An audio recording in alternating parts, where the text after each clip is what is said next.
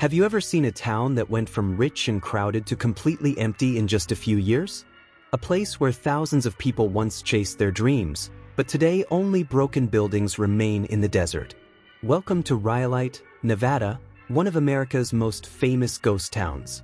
Hidden near Death Valley, this place rose quickly during a gold rush, became a symbol of hope, and then disappeared almost as fast as it arrived. The story of Rhyolite began in 1904 when gold was discovered in the nearby hills. News spread across the country like wildfire. Miners, businessmen, and dreamers rushed into the Nevada desert hoping to become rich overnight. Within months, tents covered the land, and a small camp started turning into a real town. What made Rhyolite different from many other mining camps was its ambition. People believed this place would last forever. Instead of wooden buildings, they built structures from stone and concrete. They opened banks, schools, hotels, restaurants, and even an opera house. By 1907, nearly 5,000 people lived here. The town had electricity, running water, telephone lines, and a stock exchange.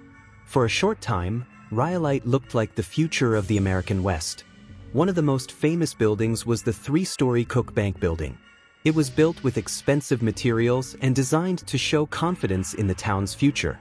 Even today, its ruins still stand in the desert, reminding visitors of the wealth that once flowed through this place. Another impressive structure was the train depot, which welcomed passengers arriving from different parts of the country. But beneath all this success, problems were already growing. The mines around Rhyolite were not producing as much gold as investors had hoped. Operating costs were high, and many companies struggled to make profits. Then came the financial panic of 1907, a major economic crisis that hit the United States. Investors pulled out, money disappeared, and businesses began closing their doors. The decline happened quickly. Families left in search of new opportunities. Stores shut down. The once busy streets became silent. By 1910, the population had fallen dramatically. Just 2 years later, electricity was cut off. In 1916, the last train left Rhyolite, marking the end of the town's short but remarkable life. What is incredible is that Rhyolite existed as a booming community for only about 12 years. It was born from hope, built by ambition, and destroyed by economic reality. Few places in America experienced such a rapid rise and fall. Today, Rhyolite is preserved as a ghost town and attracts thousands of visitors every year. Travelers can walk among the ruins and imagine what life was once like here. The remains of the Cook Bank building, the old school, and the train depot still stand against the harsh desert landscape. The silence feels almost unreal, especially when you remember that thousands of people once called this place home. Nearby, visitors can also see the famous Bottle House.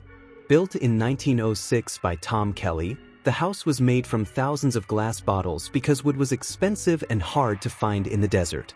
It has become one of the most unusual landmarks in Nevada and adds even more character to this forgotten town. Rhyolite has also appeared in movies, documentaries, and photography projects. Its dramatic ruins and desert surroundings create a perfect setting for stories about the American frontier and the dreams that built it. Every broken wall tells a story of people who believed they had found a better future. In the end, Rhyolite is more than just an abandoned place. It is a reminder that success can be temporary and that entire communities can disappear when fortunes change. The people who came here risked everything for a chance at a new life. Some found wealth, but many left with nothing except memories.